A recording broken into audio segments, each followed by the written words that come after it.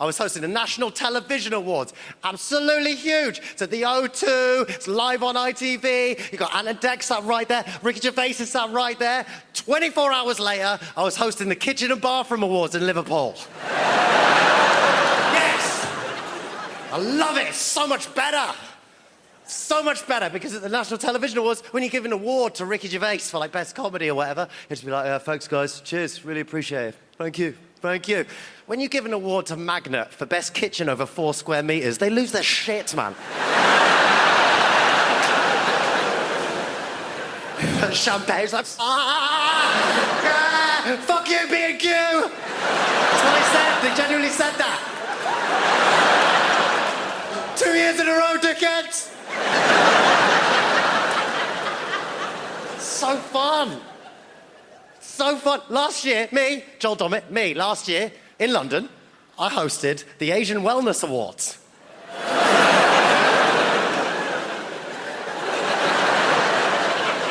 It was so fun.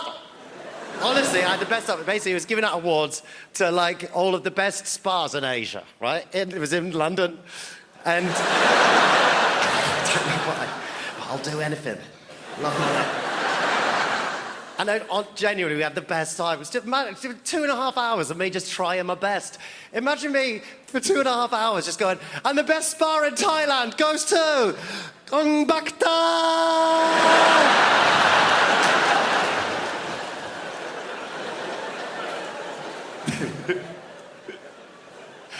I really can't tell whether I'm going to be cancelled for that. If in doubt, go on an island.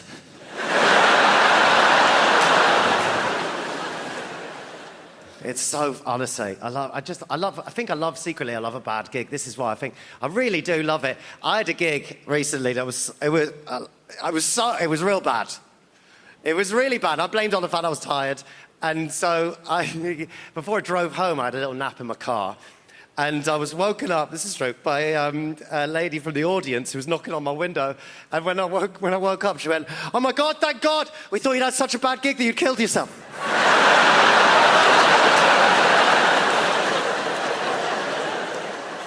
Just in case you had any idea of how bad it can get. This is a difficult gig, really difficult gig. Comic Relief is a difficult gig, man. It's difficult, because obviously, dream come true as a comedian to host that. So, like, honestly, it's iconic, so fun. But what they don't warn you about, Apollo, is the sheer amount of tonal changes during the show. It's insane, and they don't warn you. It's live, so sometimes when you read something on the audio cue, it's the first time you've ever read it, right? This is what I'll do. I'll perform for you now what I did on Comic Relief this year. Let's see whether you guys can guess where the tonal change was supposed to come, okay? This is what I did. You can watch it on iPlayer. That was a sketch by the cast of Ghosts and Kylie Minogue. How incredible was that? Coming up, we've got Dawn French, and for the first time in 25 years, the cast of Blackadder are back together. But first, human trafficking.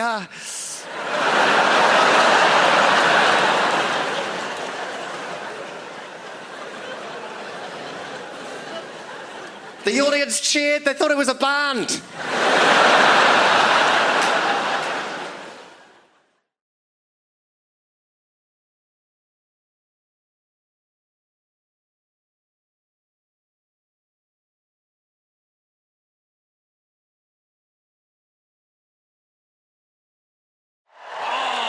We have a great show for you tonight. We have a fantastic show. Very funny comedians. I know funny. Very funny. People always ask me who I think is funny. That's the number 2 question I get asked as a comedian. The number 1 question I get asked as a comedian is, have you ever died? As soon as you tell someone you're a comedian, first thing they want to know, oh, you ever died?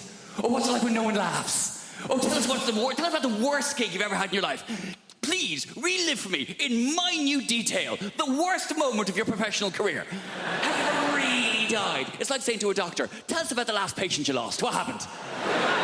With the family crying. I bet they were they? Yeah. People are such ghouls. It's the number 1 question. Have you ever died? Number 2 question, though, is what makes you laugh? People always want to know that from me. Who do you think is funny? And that's a nicer question. That's more understandable. You know, I make people laugh. People want to know what makes me laugh. In the same ways you might say to your hairdresser, who cuts your hair? Or you might say to someone in an Audi, who do you think drives like a cock? I like that joke. It's a short joke, it's a sharp joke, and also with that joke, I get to spot every Audi driver in the room. I can just see it there. Pinched expression on your face there. All right, no need to be like that about it. I've done well for myself. It's a very reliable machine. And the fact that I can tell you're an Audi driver by the expression on your face means technically you've just given a form of indication. So well done. Good for you. Who knew you could do it? Yeah. Have you ever died? Who do you think is funny? You always get asked the same questions. That's why I don't like doing interviews. I love doing this job. This is great. I love standing here talking to you, though. But doing interviews, it's a necessary evil. It's part of the job. Having to answer questions. And I don't even like watching interviews. You'd rather watch a comedian tell jokes than talk about how they wrote them. You'd rather watch a singer sing songs than talk about their inspiration. You'd rather watch a sports person do their sport. You'd certainly rather watch a sports person do their sport. Come on now. Sports interviews can be turgid affairs at best. And then I hit it with my foot. You mean you kicked it? If you like. They're really interesting. They're really, and I'm not slagging sports people. It takes a great deal of single-mindedness to excel at a sport to a point where people want to interview you about it. But sports people are famous because they're good at sport, not because they're good at talking about sport. That's why you find a sports person who is good at talking about sport, the BBC will cream their knickers over them. We found a woman. She used to ride horses. That's a sport. And she's quite lively and engaging and charismatic. Put her on absolutely everything! Do not let her out of your sight. Even people I'm a fan of. Andy Murray. I love Andy Murray. Britain should be very proud of Andy Murray. He's done a lot to be proud of. He's won Wimbledon. He's Olympic gold medalist. And he put up with a lot of shit when he was named, 8th best in the world? Oh, you bloody loser, you. He's done a lot to be proud of. He's won Wimbledon, he's Olympic gold medalist, he's magnanimous in victory, he's humble in defeat. And he's a big comedy fan. He's been to see me live, I've met him, lovely bloke. But Jesus Christ. I cannot listen to him drone on one more time about how he won, stroke lost another tennis match. I can't do it. Well, then I hit it to him, and he hit it back to me, and I'm very good at tennis, but he is also very good at tennis. Some days I'm better at tennis than he is, but I think what's happened today was he was slightly better at tennis than I am, and that's maybe why he won the game of the tennis. For God's sake, man! I'm not very sporty, you can probably tell. I like hill walking. Doesn't really count as a sport. I like hill walking and camping. Proper camping, though. None of your glamping bullshit. Glamping. Derivation of the words glamorous and camping, where you stay in a yurt, which is more expensive than a hotel. What is wrong with you? A lot of people don't realise yurt is a derivation of the words eura and twat. A lot of people don't realise that. Do you love London? I love London. I feel like London is created by the people, right? Who are just crazy and sexy and ambitious. I got into an Uber the other day, not bragging, and I got into an Uber and the driver, he said, would you like to have the radio on? And I was like, I don't mind, it's up to you. And then he said, well, actually, I make my own music. Do you mind if I put some of that on? No, I don't. And then he put on Drake's new album. I wonder how often it works. I wonder how often there's a middle-aged white woman thinking, oh, well, he looks like Aladdin and he sounds like confidence personified. Pull over and jump in the back, Nikolai. I'm having a good life. I have recently started doing yoga, which is just change. Yes, woo for the yoga over there. Are you a team? I'm new to it. I love it. Yoga has changed my life. It's brilliant. Yoga is my new drug. My old drug was drugs. Which I'm not going to say anything positive about because it would be incredibly irresponsible. I'm not going to say anything positive about drug taking. What I will say is I didn't take MDMA until I was 32, and it was such a relief to know I could be happy. The equipment's broken. But yoga is nearly as good, and there's no downsides. It's given me a whole new language. My favourite new word is namaste. Yeah, it's a very old word, it's very sacred, and it means the yoga has finished now. And then you're allowed to leave. I think that the key to being happy as you get older is self-acceptance. Like, I have to accept things about myself now. Like, I'm 36, I thought I would have children by now, and I don't. In an ideal world, what I wanted to self-fertilise. I wanted to have children that were exactly my genetics so that I could show them to my parents and go, see, it was my childhood, they're fine. Science can't do that yet. And then I had a crazy day last month where I just thought, I'm just going to buy some sperm. I'm just going to buy some sperm off the internet. I've got a good job. I'm just going to buy some sperm. Guys, sperm is so much more expensive than I thought it was going to be. It is tens of thousands of pounds. We are all wasting a valuable resource. 17-year-old me would have been a millionaire if I'd learned how to catch it and chuck it in the freezer. So expensive. It's a shock. I do think self-acceptance is the key. Like, there's things about myself I don't like, but I just have to accept now that they're not going to change. This is who I am. Like, so for instance, I don't like art. I think art is rubbish. I think lots of people think art is rubbish, but we're too worried of looking stupid, so we go along with it. I think that the worst art form is theatre. Right, okay, I can sense how unpopular this opinion is. Hear me out. I think theatre is diabolical. Look, I do, look, and also, I'm aware, if you are a performer of some kind, if you're an actor, look, please don't be offended. I don't mean being in the play. Obviously, if you're the person in the play that gets to put a wig on and walk up and down and move your arms and project your voice, saying things like, I think you'll find you're contradicting yourself, Alan. Fun. Having to watch it. Dear Christ. I can't concentrate. I can't lose myself in the story. I know that it's not real because I'm surrounded by people eating crisps. And they don't let you look at your phone. So all you're thinking is, well, how long has it been? I have realised that the musician I want to be is the drummer from Coldplay. I want to be the drummer from Coldplay so badly because that dude is rich as shit and no one knows who the fuck he is.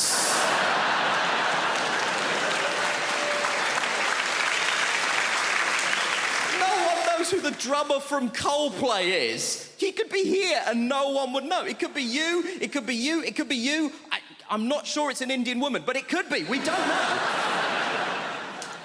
I'm obsessed with the idea that this guy has the best life in the world. And I was telling my friend about this, and she tried to tell me something that she was trying to portray as a bad thing. Apparently, he loves Game of Thrones, so he said to HBO, can I be in Game of Thrones? And they were like, yeah, man, you're the drummer from Coldplay. You can do literally anything you want. We'll restart The Sopranos if that's something that will make you happy, right? Now, he is in Game of Thrones. Confession time, I don't watch Game of Thrones, but even I know the Red Wedding is an important episode of Game of Thrones, right? He is in the Red Wedding. Guess what he is doing in the Red Wedding? He is the drummer in the wedding band. That is the extent to which this guy's anonymity is a borderline superpower. He is in the most famous episode of one of the most popular television shows in the world, doing the thing he is famous for, and no one noticed.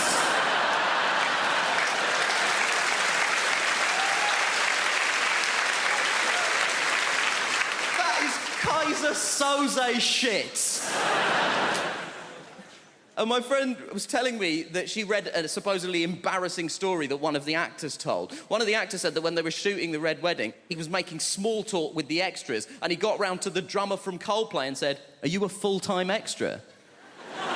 And the guy was like, "No, I'm a musician." So he said, to the drummer from Coldplay, "Have you played on anything I might have heard of?" To which the drummer from Coldplay was presumably like, have you heard of All Music? Because I'm basically the drummer on All Music. And my friend tried to tell me this like this was a sad thing. She was like, oh, this guy's in Coldplay, but no one knows that he's in Coldplay. Isn't that sad? No. Because the problem with being in Coldplay is that people hate Coldplay. People hate Coldplay so much. And the people who hate Coldplay don't say things like, oh, it's not to my taste. They say things like this, I hate Coldplay! But what you mean when you say that is, I hate Chris Martin. No one is angry with the drummer from Coldplay. No one has ever been like, oh, the drummer from Coldplay! He ruined my life!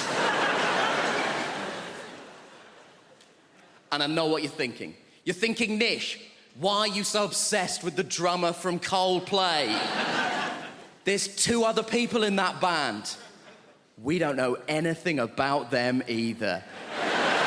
And you know what? You're right. There's a guitar player and a bassist in Coldplay. I wouldn't know them even if they were here. I assume it's you two, but only because they sat next to her and I spoke to her already. That's all I've got to go on at this point. They have the exact same life as the drummer, because I did a bit of research into this. Turns out Coldplay are one of those bands where they split the royalties equally. So they have the exact same life as the drummer, apart from one detail. They have the exact same life as the drummer. They have the same level of wealth, access, and anonymity. But crucially, the drummer is sat down.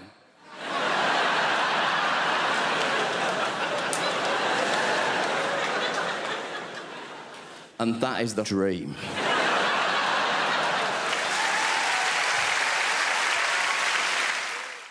This year, I did no lilt February. Thank you. I know it sounds impossible, but you take it one day at a time. Did I have any today? No, you're a legend. It gets hard around the middle of the month, you get the cravings. It's called lilt guilt. You're like, oh, I bloody love some lilt.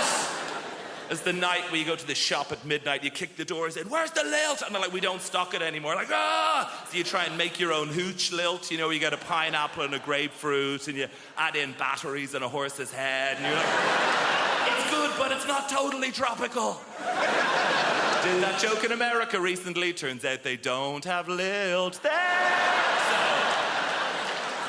So, this is it. This is all I do. Imagine if this was your actual... I go like blah, blah, blah, and you go, ah, ha, ha, ha, money.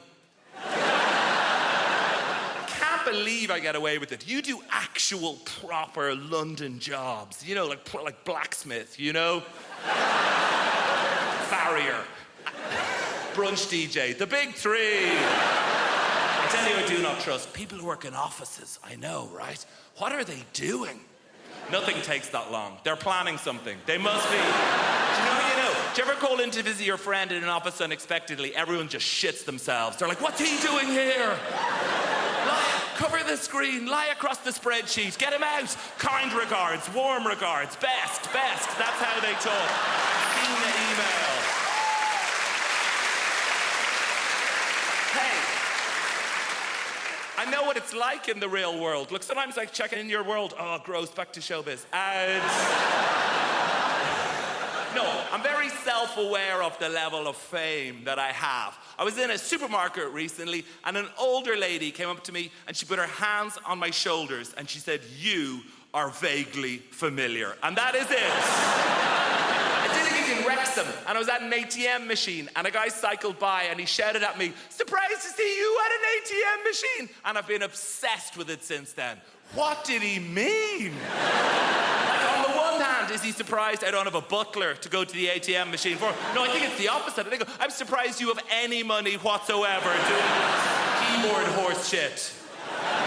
Here's my greatest ever showbiz tale. I did a gig in your Milton Keynes recently, thank you, and I was staying in the Milton Keynes Hilton, and she is the least well-known of all the Hilton sisters. And I checked in after the gig at like 12:30. Room 303 is where this took place.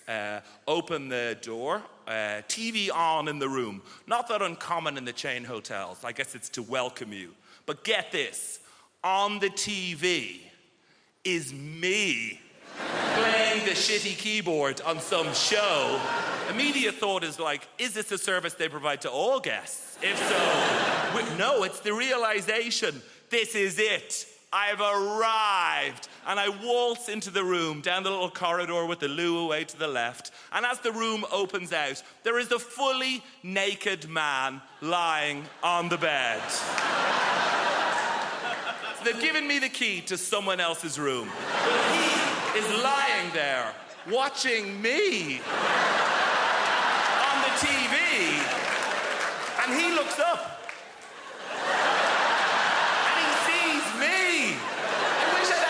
To think of something smart. What I say is like, oh shit, sorry man. I could have said anything and I'd be a legend. I could have been like, oh, you enjoying this? Ah, no boner. And just walked out of it. The problem is the builders, my dad's mate, he's a proper geezer, proper South East London geezer. One of those builders, you know that walk? Just walks like that. His legs like he's got a pool table between his legs. And he walks like that, and also he's got those really thin jogging bottoms. You know those like grey jogging bottoms that builders wear? I don't know where they get them from. They're so thin, and it just grabs onto anything that's there.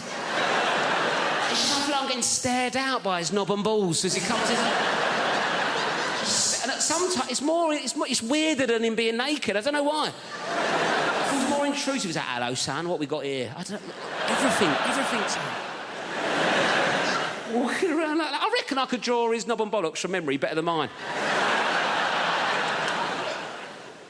So he's coming like that. And I'm like, oh, God. I go, do you want a cup of tea? He goes, yeah, I'll have a cup of tea. I went, how many sugars? He went, 13. That's not a cup of tea anymore, it's a pudding. That's an Angel Delight of a tea bag, innit? 13 sugars, I'll make sticking it in. It's about £3 worth of sugar.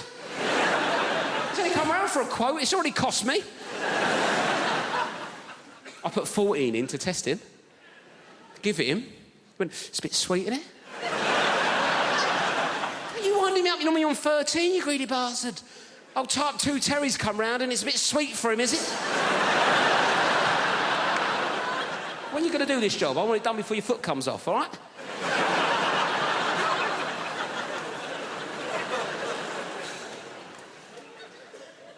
Anyway, I had a Kit Kat in the fridge, right? I thought, right, let's get him back on side of Kit Kat, right? He's into sugar. I like introducing people to new things, see if he wants a Kit Kat. 4-finger Kit Kat. Like, how would you eat a Kit Kat? 4 fingers? I've said that wrong, haven't I?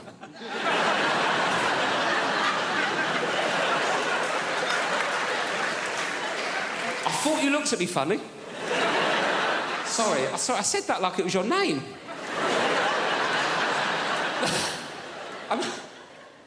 I meant to say... I don't know what I meant to say. I meant to how would you eat a 4-finger Kit Kat? But I went, how'd you eat a Kit Kat? 4 fingers.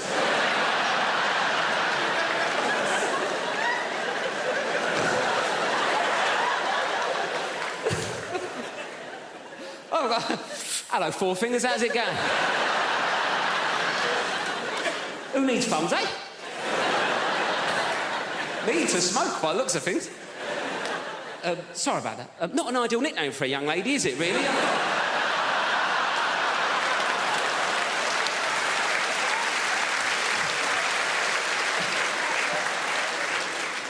So what would you do? 1 finger at a time? Is that what you'd...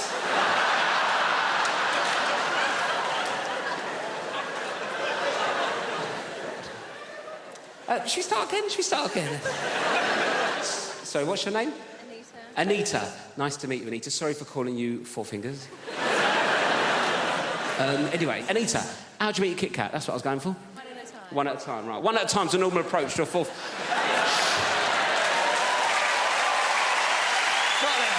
Yes.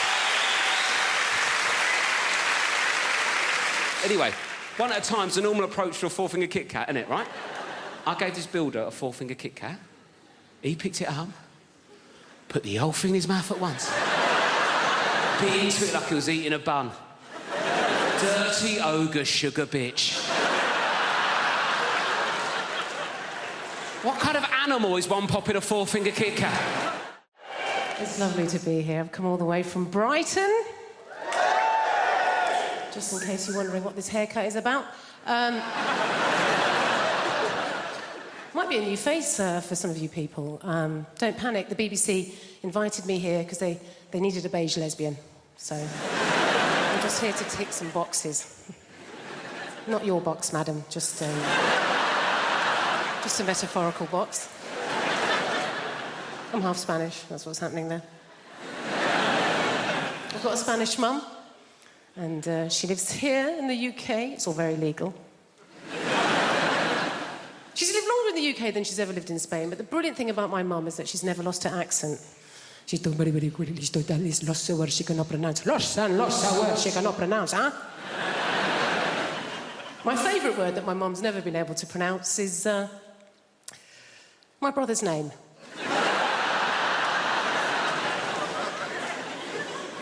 difficult name. His name's Stephen. I don't know if you've noticed this. Spanish people, any word that begins with the letter S, they struggle, right? So my mum doesn't call him Stephen. She calls him Steven.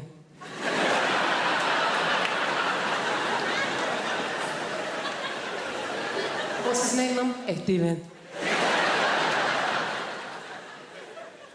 Is it? Isn't it just Stephen? Jennifer, I know his name is my son. It is Steven! You don't want to mess with my mum. She's not like British people here in this country. We can be quite passive-aggressive, can't we? She's just very aggressive woman. I don't know how. My mum's never really coped in this country, and I think it's because, like a lot of Mediterranean people, she's quite loud, yeah? She's got one volume. It's like this.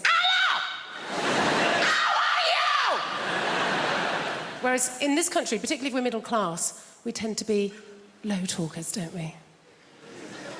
We don't like to raise our voices, do we? Why? Because we've got money.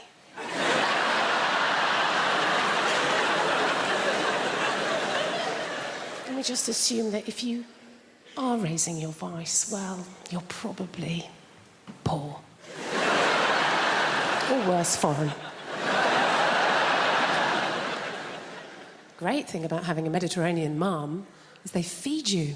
Oh, my God. She's always feeding. That's her way of showing that she loves her children, is to feed us. You know, I can remember going around friends' houses, you know, like English mums. Go around an English mum's house and the conversation with mum's more like this. I think you've had enough. My mum will feed you till you puke. Going on in my life, and my mum will relate it back to a meal that she's cooked. Do you know what I mean? Like, so good or bad, particularly if I'm depressed. If I phone up my mum and I've had a terrible day, yeah? I phone up my mum, conversation always goes like this. Oh, Jennifer, my God, I'm so sorry to hear that you're having a hard time right now. But you know what? Don't worry, okay? I made a soup. Come home. You sound hungry. I made a chicken curry, I made a lamb tagine, I made a casserole, Jennifer. I made some tortillas, some paellas, some curry, Jennifer. You love the curry, maybe some meatballs, some pork ball, beef ball, aniseed ball, banana ball. You're a lesbian. You don't eat enough balls. Please, come home. Eat my balls. We've moved now. We've moved to a place called Pinner. We only moved to Pinner because the estate agent said to us, he said, oh, Pinner is a lovely part of West London. West London. We get Welsh telly. It's not London, but it is very nice. One of the things I like about where we live is it's very multicultural. I think that's one of the brilliant things about London. I think multiculturalism is something we really have to fight for. Like the school my kids go to, it was very easy to pick a school for my kids because obviously we just picked the one with the highest ceilings. But the school they go to, it's a really nice school and it's very diverse. Like we have a mum's night out once a month and all the mums from the school go and there are women there from every economic background, every race, every religion. And we have a fantastic time, and the Muslim mums drive us home.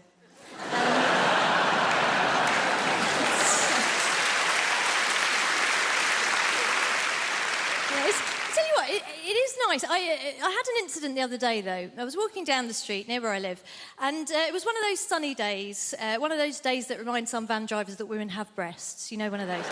And I was walking down the street, and there was a van drove up and slowed down, and two guys leaned out of the van, and they were in classic kind of leching position. And I knew they weren't going to be looking at me because I am 44 years old. And in fact, my older friends, when I was turning 40, they said, oh, being over 40, it makes you invisible, right? And I have found, yes, that is true, but the brilliant thing is it mostly makes you invisible to dickheads. So it's not really a problem, it's a superpower, if anything. So I'm walking down the street, these two guys are leaning out of this van, and I see they're leching, but they're looking past me at a younger woman, a woman in her 20s, who is walking alongside me. And these guys do the classic thing. They lean out of the van and they gave this woman a very detailed appraisal of her anatomy. You know, they covered all the main areas in bullet-pointed form, very thorough. And then they went on to suggest what I can only describe as a smorgasbord of activities they felt they would enjoy indulging in with her were they not under pressure of time to get to the next plumbing job. So they did all this and they drove off. And naturally, I turned to this woman and I said, oh my gosh, are you okay? That was horrific. And she said, no, I'm fine. It happens all the time.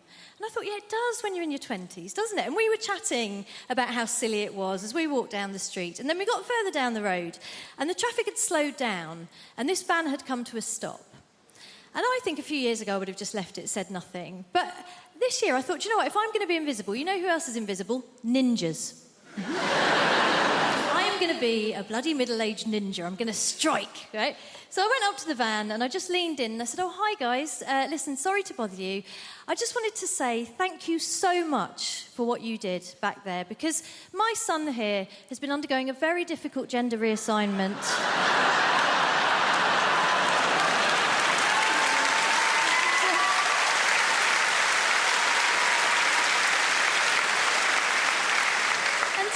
He's been worried that it's not going that well, but what you did back there really made him feel like a proper woman. Thank you. I was delighted with myself as well. But what was really special was that then the young woman next to me leaned in beside me and in the deepest voice I've ever heard, just went, yeah, thanks, guys.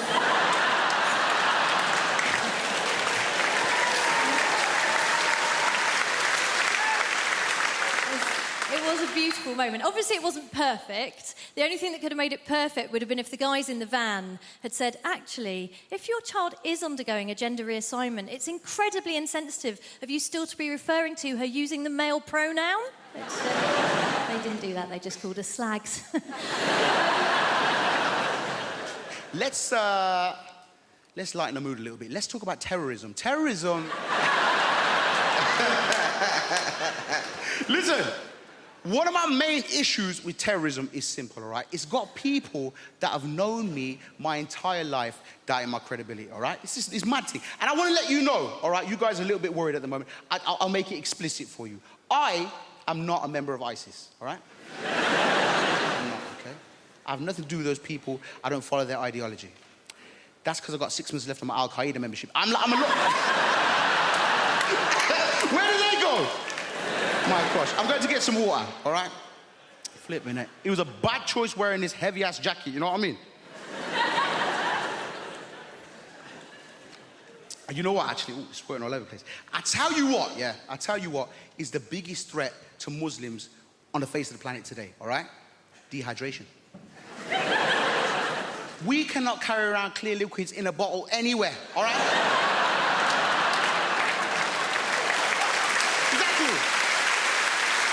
Dying up here on this stage, dying in airplanes, stressing me out.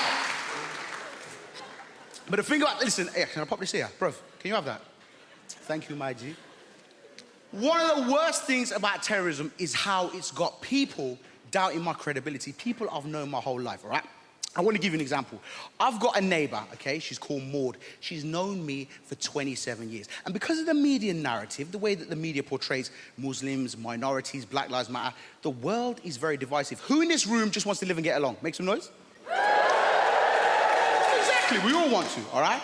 But the media has got people doubting me, all right? So I've had my neighbor 27 years. We've got it's a nice, simple thing. It's a neighborly thing to do, all right? A regular Friday wheelie bin ritual. We grab the wheelie bin, drag it down to the end of the driveway, have a quick natter, go back in. It's what neighbors do, innit? It's what neighbors do, all right?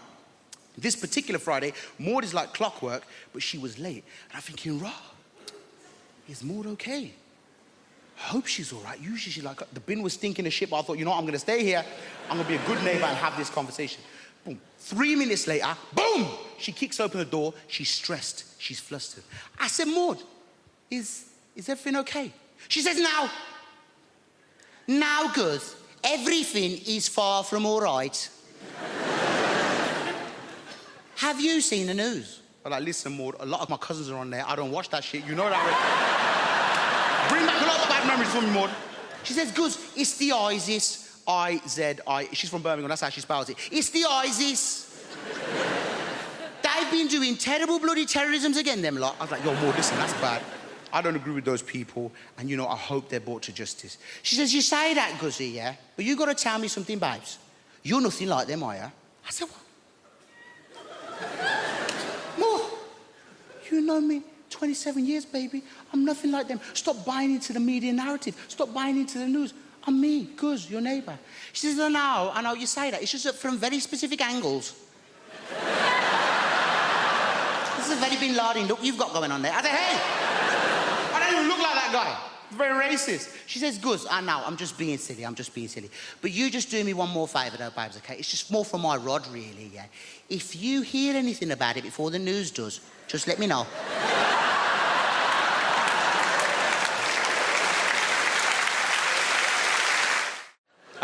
I get concerned about the message that we send, young women a lot on TV and, in the media, because right now we live at the height of materialism, where it's suggested to young girls especially that you can indulge the most depraved man as long as he's rich. This is evidenced by the franchise 50 Shades of Grey.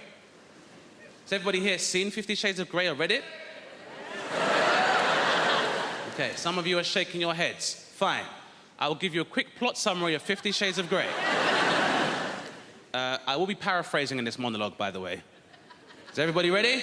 Yeah! Here is 50 Shades of Grey, abridged by Dame Baptiste. Hi, I'm a pretty naive American young girl who doesn't know about sex, even though I have access to the internet and my friend's a journalist.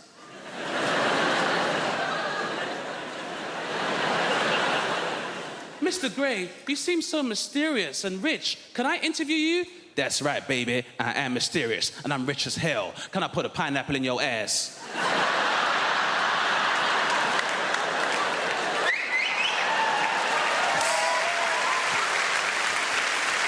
I mean, some other stuff happens, but that's pretty much it. It's fair. Unfortunately, we live in a time where, materialism is encouraged, Do you guys remember the song No Scrubs by TLC? Yeah, great song for the ladies. Not so fun for the unemployed male. That was not a fun song to hear when I was younger. Remember how that song used to go? If you live at home with your mama, oh yes, son, I'm talking to you. If you live at home with your mother, they're talking to you. What if I'm a full-time carer? I'm supposed to leave my mother lumbered with bedroom tax, then go live with a bunch of strangers and pay somebody else's mortgage, then have those strangers question my life choices, which my mother already does, but I get rice and peas when she does it. Sitting in the passenger side of his best friend's ride, trying to holler at me. Sitting in the passenger side of his best friend's ride, trying to holler at me. I'm sorry, if me and my friends are concerned about our carbon footprint, I'm not entitled to find love? If you don't have a car and you're walking, oh yes, son, I'm talking to you. If you don't have a car and you're walking, they're talking to you. So we're supposed to leave our houses in 4 separate cars, knowing full well petrol prices are at £1.25 per litre in some stations. Then if you go into London, you're paying a congestion charge 4 times. If you're going out of London, you're paying a toll charge 4 times. Then wherever we get when we're going, then you gotta pay a parking charge 4 times. And if we're all driving, then guess what we can't do? We can't drink, because when you all take separate cars, there's no designated driver, TLC. Which means when we finally do get to the club, because of all the traffic, because there's 4 cars adding to that traffic, we gotta drink water and sparkling water, then pay club prices for fruit juice, so I'm paying £7.25 for a cranberry juice, and we've been planning this night. The most TLC!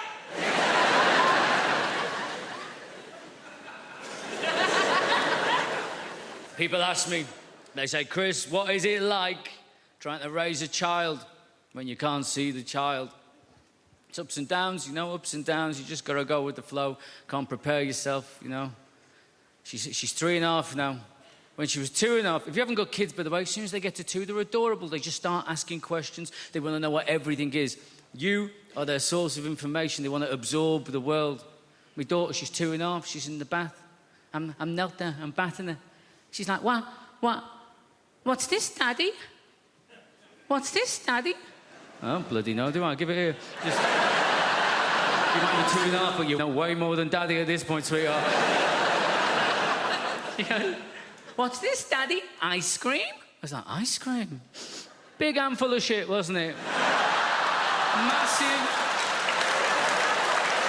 Not like a little pebble, not like a little arse sweetness. Where did that cut? An impressive quantity for an adult male.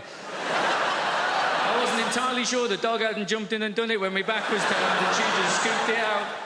She just slapped it in there in one go.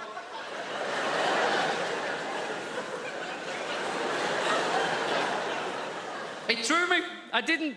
Look, right, I obviously didn't see it coming. I didn't even... No. I didn't even smell it coming. This came from underwater. This was a stealth move, right?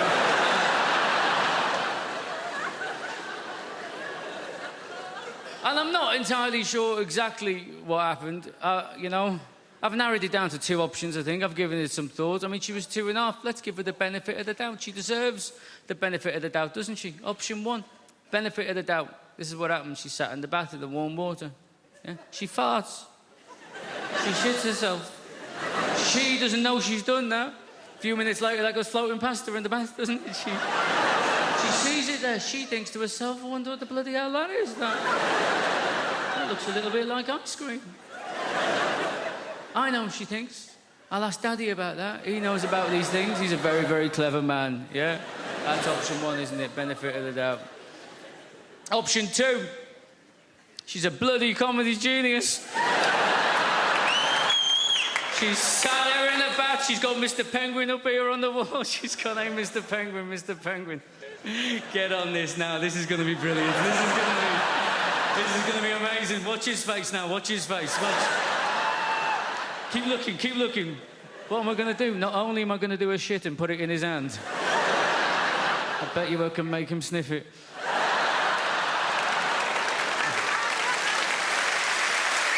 Ice cream, Daddy? Ice cream, huh?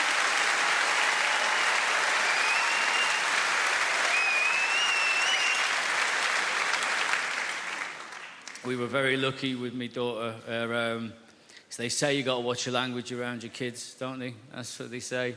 We were very lucky. My daughter's first words, apart from, hand on heart, apart from mama, dada, baba, all that nonsense, her first words were go away. That's what she said. That's what she said for 3 months. Go away. Go away. She thought it was just one word. Go away. Go away. Why? Because that's what me and my wife said to the dog every time we were trying to feed my daughter. We'd get the food out, wouldn't we? The dog would get up, he'd go on the prowl, having a little look, wouldn't we? We'd be like, go away, go away, go away. She just picked it up. We'd push her in the pram out on the street. She'd be like, go away, go away, go away. Said to my wife, it's a good job we weren't telling that dog to fuck off, innit? Because we just wouldn't be able to take this kid out of the house. Going away with my wife, she does this thing, right? If you get her in an airport, I'm not allowed to have my own passport. It's embarrassing. It's embarrassing. I'm a 40-year-old man. I get to passport control. They say, you got your passport, mate? I'm like, no. I'm not allowed to carry it. Apparently, I'm not mature enough. I don't know what happens, man. The moment you get in near an airport, she becomes like some sort of Russian people trafficker. Do you know what I mean? She's like, I must have all the passports. You cannot handle passport. You are too stupid for passport. I must keep all passports in zippy clear travel document folder, huh? Alongside printout from TripAdvisor. But you may carry the bags. I'm like a peasant boy for the day. Oh, thank you, master. Thank you very much. Yes, it's a real honor for me to carry your bags, you know. 11 pair of shoes for 3-day mini break is a good idea. Yes. Maybe you will become a centipede while we are in Egypt. Who knows?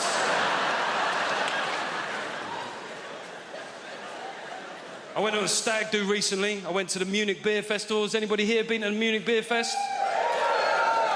Seemingly everybody. How many days did you go for, mate? No days.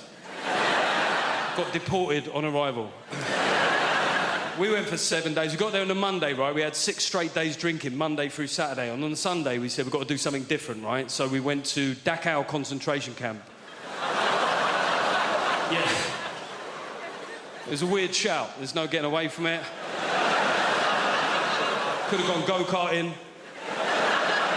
said, no, let's do some World War II here. It took a long time to get there, and when we got there, it was shut. Now, yeah, it felt inconvenient. However, given the wider backdrop of historical suffering, I didn't necessarily think that my inconvenience was that big a deal, right? So I just thought I'll take it on the chin. But we had a mate of us called Tim, and Tim started popping off at the German security guard. He said, mate, it's a Sunday, yeah? It's a big tourist day. It's outrageous that it's shut. I said, to be fair, it's outrageous that it was ever open, you know what I mean? It's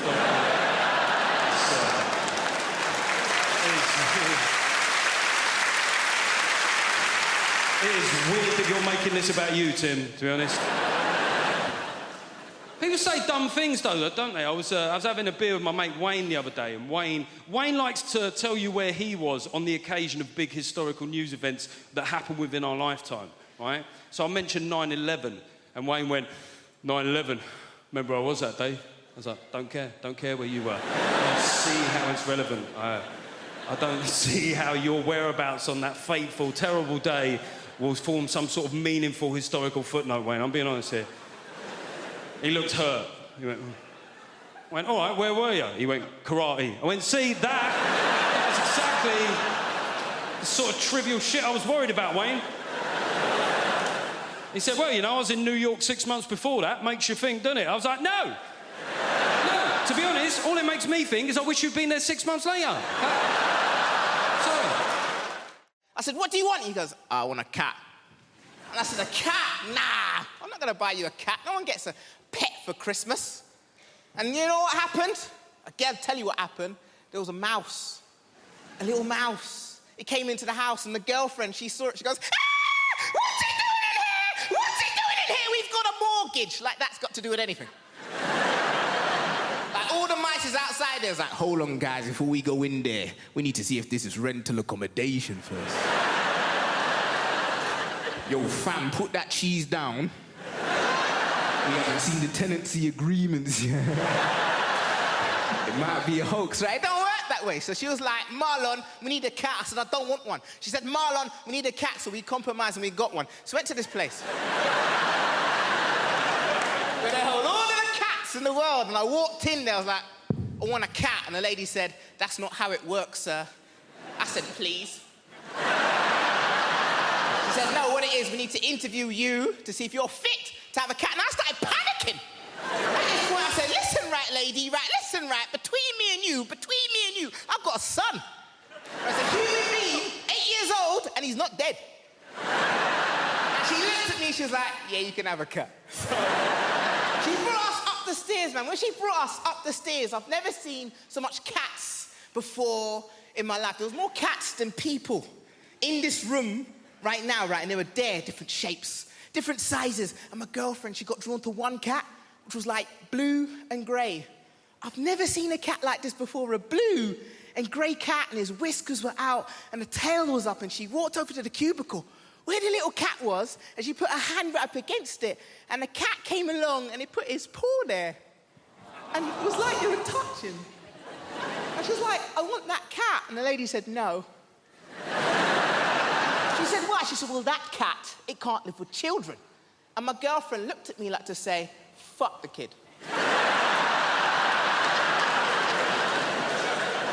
I want that cat. The lady said, no, you can't have that cat, but we've got some cats that is suitable for you, but they're in this corner over here, and she walked us into this corner, ladies and gentlemen, and all of the cats in this area here were black cats.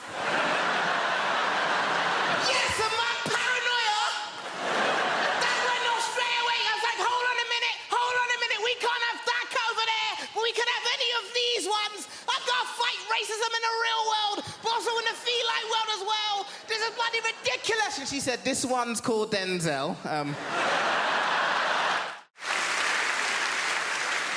I've made a list of pros and cons, because I've been spending a lot of time in brothels and prisons. Made a list of pros and cons, always good, give you a bit of balance, Con, complete loss of all feelings of hope and possibility. That doesn't sound very good, does it? It doesn't sound much fun, does it? Pro, increased plug socket access. 1-1. I say increased. It's actually total plug socket access. I've got 32 plug sockets in my house. Each and every one of them is now under my sole domain. Con, all experiences that formed the basis of my happiness and sense of self-worth are now destroyed by grief. Downer! A bit of a downer, isn't it?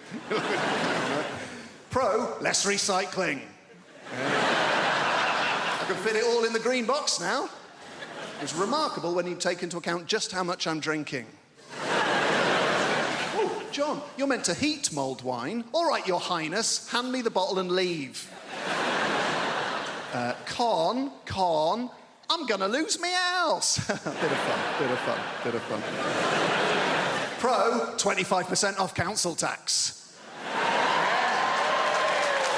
I was on that like a ferret. Dialing as the door slammed. And that's us fresh out of cons. The rest are just pros, guys. Yeah. Increased freezer space, all 4 drawers. Cheaper gas and electric. Reduced wear and tear on fixtures and fittings. And when I say reduced, I don't mean by half, because I was only ever responsible for about 10% of scuffs and spills. So we're looking at a net reduction of 90% in real terms. This is my favourite one. Ultimate control over where the iPhone charger cable is and why it is there. There was a time it would take hours to answer the questions, where is the iPhone charger cable and why is it there? Not anymore. Plugged in next to the bed, most convenient place to have it. Simple. Is it unplugged in the bathroom? No, it's not. It'd be a ludicrous place to keep it. There's no plug socket in the bathroom. Is it in the front pocket of a rucksack you no longer use? That'll be the last place you look. That'll be very frustrating. Is it plugged in on a train we have alighted from? No. It's plugged in next to the bed because that's the most convenient place to have it.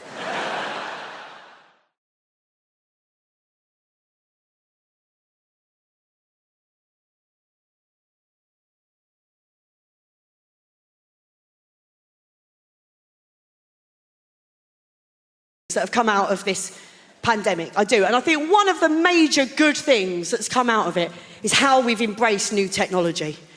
Isn't it? Because it's just unbelievable. Who knew what Zoom was 2 years ago? None of us. Like last week, I had to do a speed awareness course online. Now, you should be doing that on something called Zoom, but that's the world we're in now. It's the world we're in. I've got a phone that can recognise my face.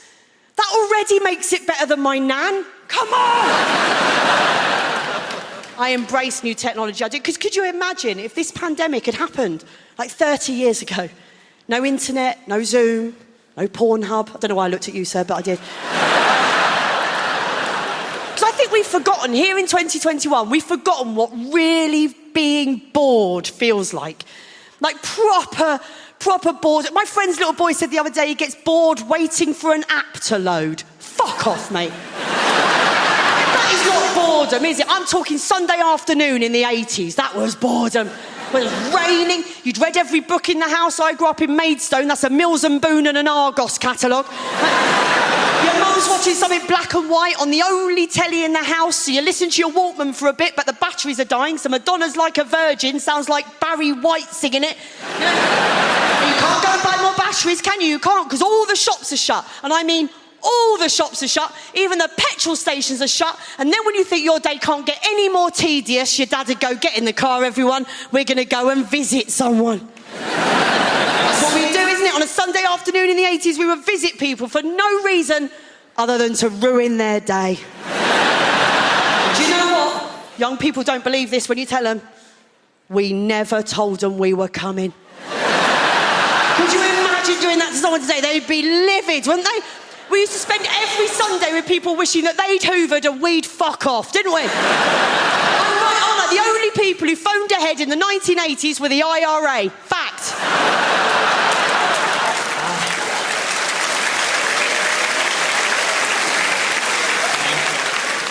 I wouldn't be a teenager now, though, would you? I wouldn't be a teenager now. When I think of the things I did when I was a teenager, the thought of that being on the internet forever makes me feel physically sick. It does. The way they have to communicate with each other is something I just can't understand. You know, sexting. I couldn't write a sext. I don't know what to put in a birthday card.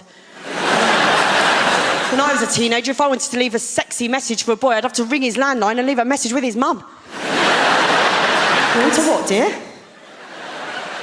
All over your what? Different times, isn't it? Different times. There was a boy I fancied at school. I couldn't text him to write him a note, stick it in his school bag.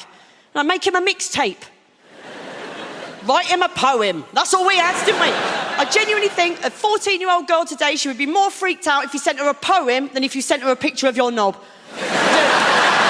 poem would freak her out more. She'd be with her friends going, I mean, it was like a song, but it wasn't a song.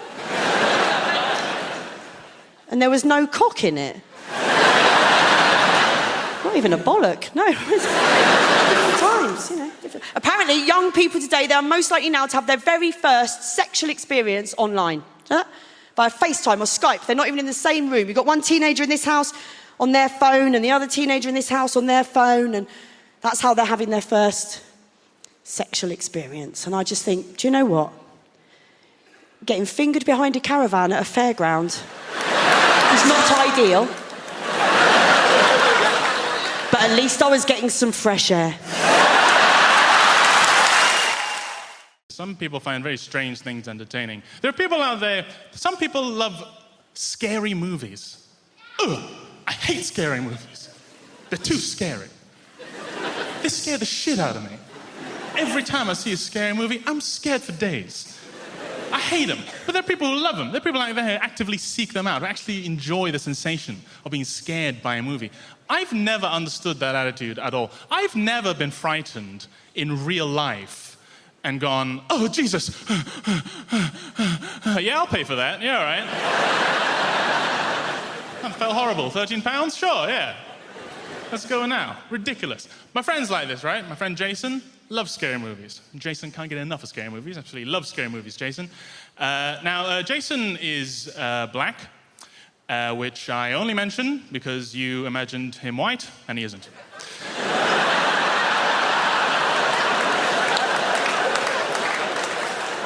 That's it. His race is not relevant to the joke. I just don't see why he should have the wrong picture.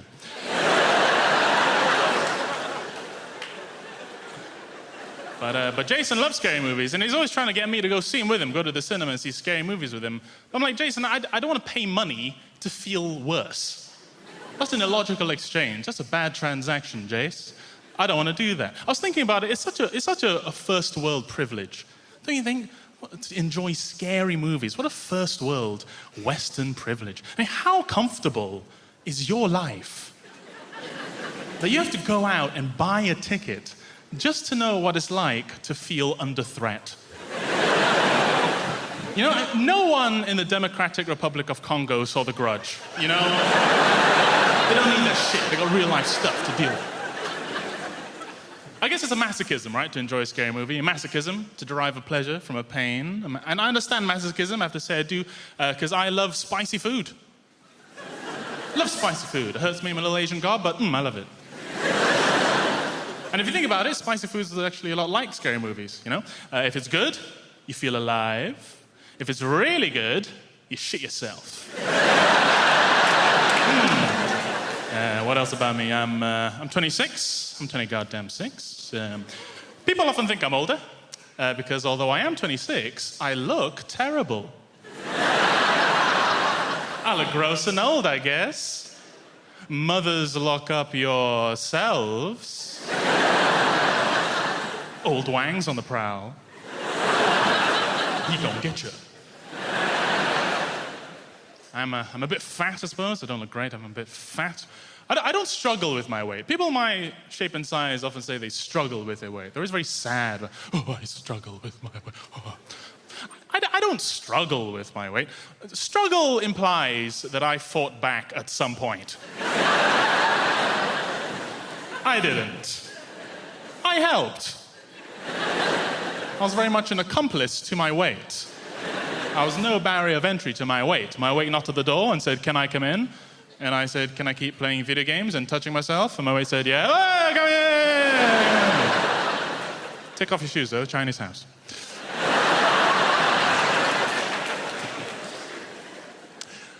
I've been trying to work on my look, though. I've been trying to look better. I'm trying to work on my look. I think it's important for all of us to have a distinct look that we like and to accomplish it as best we can. And so I have settled on the look of Cambodian dictator.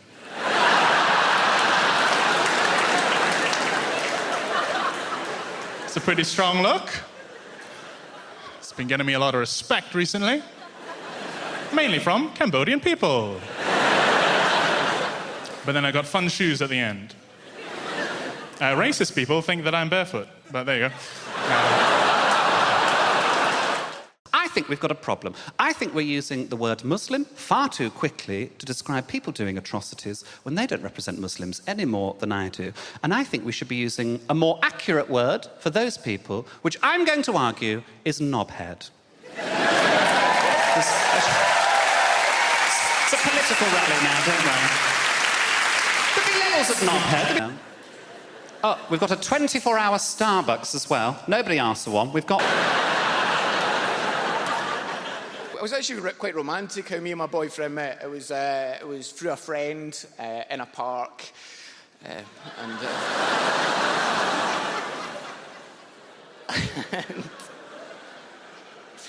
And it wasn't on Grindr though, because that's usually how. Because like straight people, you've got Tinder, and Grindr is like Tinder, except it tells you how far gay people are away from you in feet.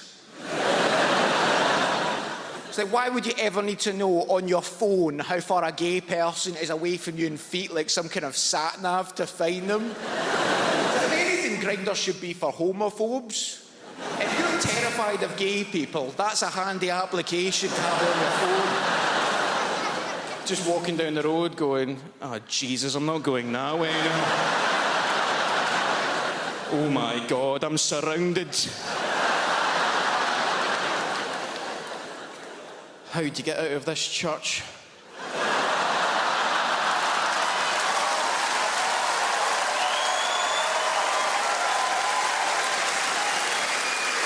Thank you very much. Did you have the thing, by the way? Did you have the thing of during lockdown, your brain would be remembering cringy stories from your past that you'd forgot about happening, but for some reason, your brain was like a sibling waking you up at 4 o'clock in the morning going, "Oh, I know it's 4 o'clock in the morning and you're trying to sleep, but do you remember when you shot yourself?"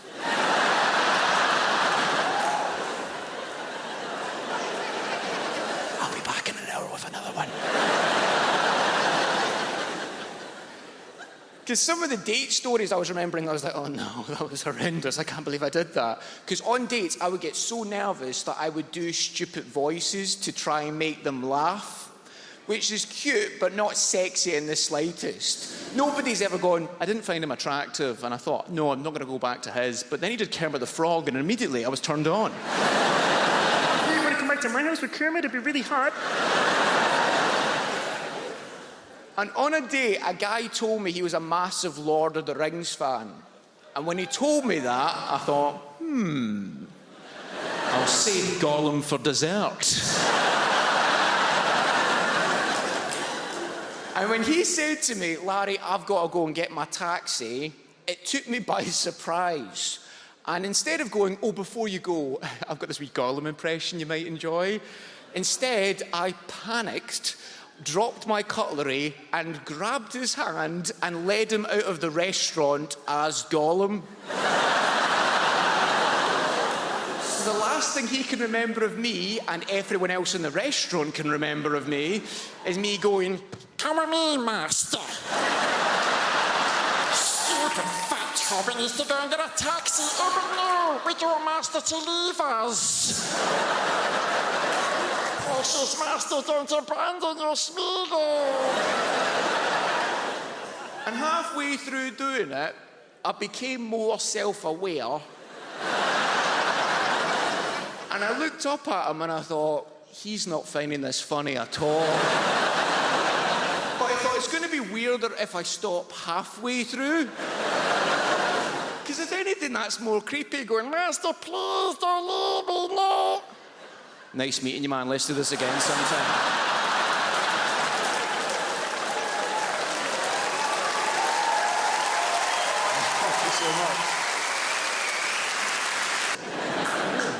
And when I say reduced, I don't mean by half, because I was only ever responsible for about 10% of scuffs and spills. So we're looking at a net reduction of 90% in real terms. This is my favourite one. Ultimate control over where the iPhone charger cable is and why it is there.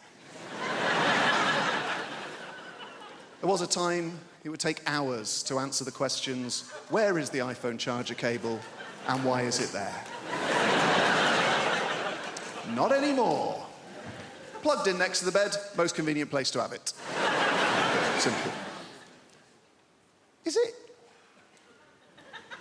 it unplugged in the bathroom? No, it's not. It'd be a ludicrous place to keep it. There's no plug socket in the bathroom.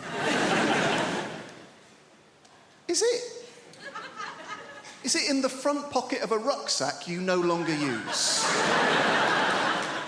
That'll be the last place you look. That'll be very frustrating. Is it plugged in on a train we have alighted from? No. It's plugged in next to the bed because that's the most convenient place to have it.